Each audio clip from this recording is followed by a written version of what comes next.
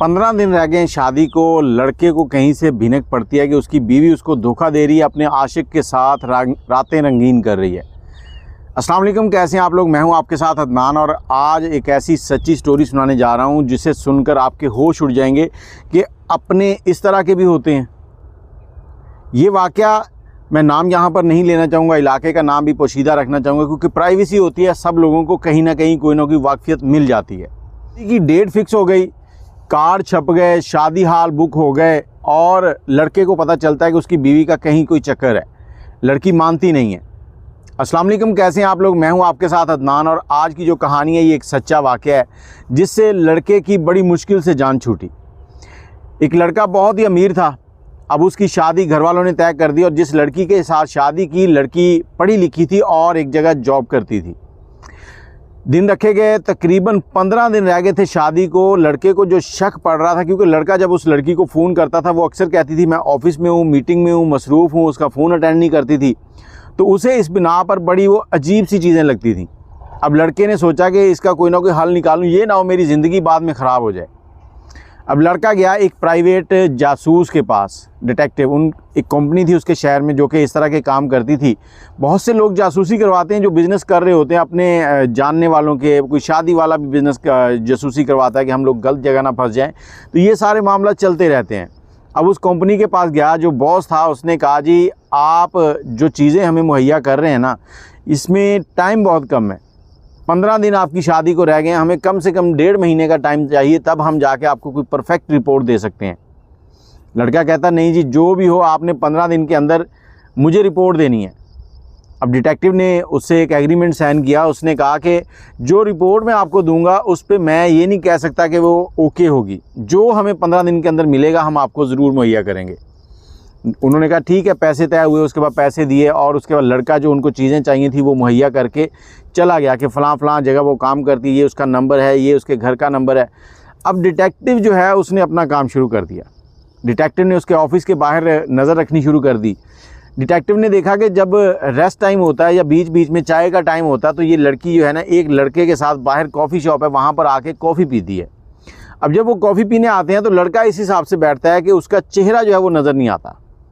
2 दिन गुजर गए। 2 दिन के बाद अचानक से वो निकलते हैं और उस दिन उस होटल में नहीं जाते, एक दूसरे होटल में जाते हैं कॉफ़ी पीने के लिए। वहाँ पर जाकर वो बैठे हैं और कुछ बातचीत इस तरह की हो रही है कि जो मुनासिब नहीं लग रही एक लड़की और लड़के में, जबकि लड़की की जो है एंगेजमेंट हो चुकी है, दिन रखे जा चुके हैं, शादी होने वाली है। अब डिटेक्टिव ने उस लड़के को फ़ोन किया कि तुम इस वक्त अपनी होने वाली बीवी को फ़ोन करो। लड़के ने फ़ोन किया, उसने काट दिया, फिर फ़ोन किया, फिर काट दिया। वो डिटेक्टिव को कहता वो काट रही है, कहता काटने दो, जितनी बार मर्ज़ी काटे, तुमने फ़ोन किए जाना है ताकि हमें पता चल सके कि मामला क्या है। लड़के ने 8 से 10 बार फ़ोन किया तो फिर उसने अटेंड किया। अटेंड करके कहती कि मैं मीटिंग में हूँ, मैं खुद आपको कॉल करती हूँ।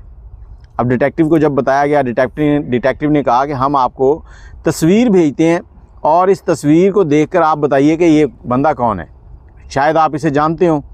तस्वीर गई व्हाट्सएप पे और फौरी तौर पर लड़के ने देखी। देखने के बाद उसके तो होश उड़ गए।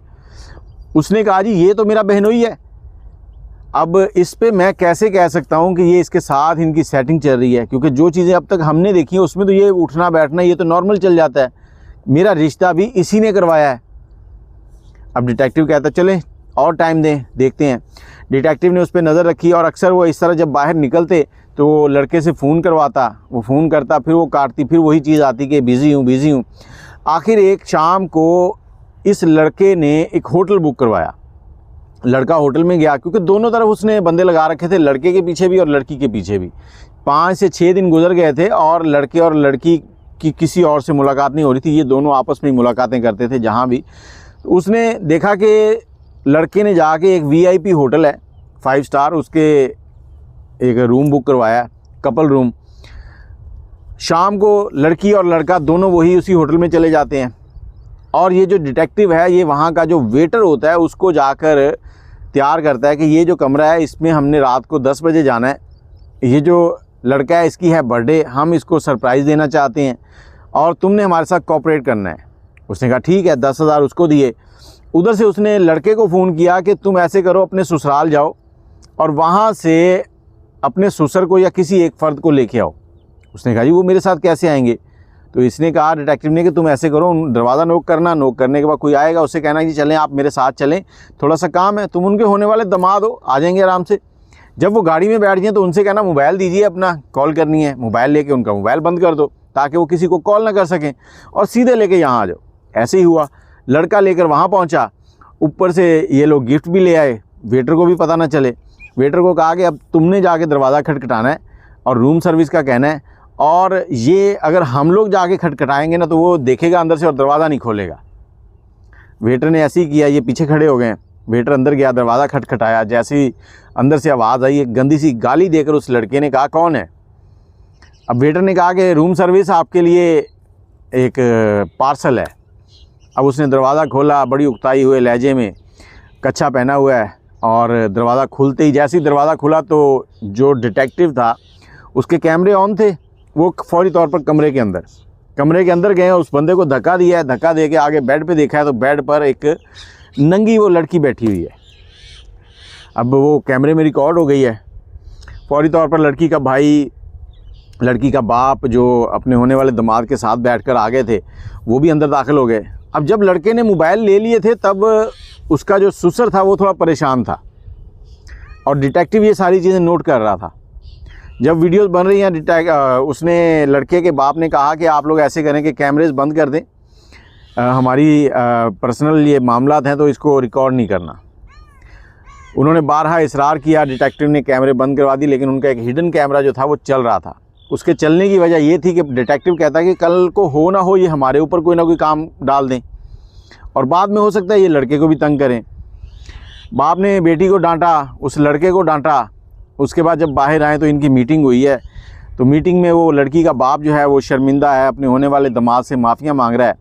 तो होने वाले दामाद ने कहा जी आप माफ़ी ना मांगें, मैं इस शादी को आगे नहीं चला सकता, मेरी तरफ से जवाब है। बाकी मेरे जो कार्ड छपे, होटल बुक हुए, जो मेरी पेमेंटें लगी हैं, वो सारी की सारी पेमेंट्स आपने मुझे देनी है। अगर आप यहाँ एग्रीमेंट पे साइन करते हैं तो ठीक है, नहीं तो ये वीडियोस मेरे पास मौजूद हैं, फिर आप देख लें क्या होगा।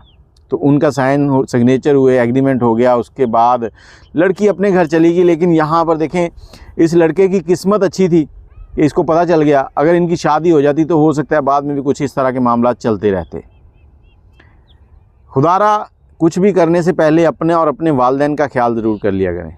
जब आपकी एंगेजमेंट हो चुकी है, दूसरी तरफ देखें, वो जो लड़का था वो उसी का बहनोई था, जिसने ये रिश्ता करवाया वही उस लड़की के साथ भी इन्वॉल्व था। बाकी आप अपनी राय कमेंट में ज़रूर दीजिएगा। ये जो स्टोरी है ये हिंदुस्तान की है, इंडिया के एक शहर की है, और एक लड़के ने ये अपनी शादी से पहले जासूसी करवाई और इस चुंगल से निकल गया। अल्लाह हाफिज़।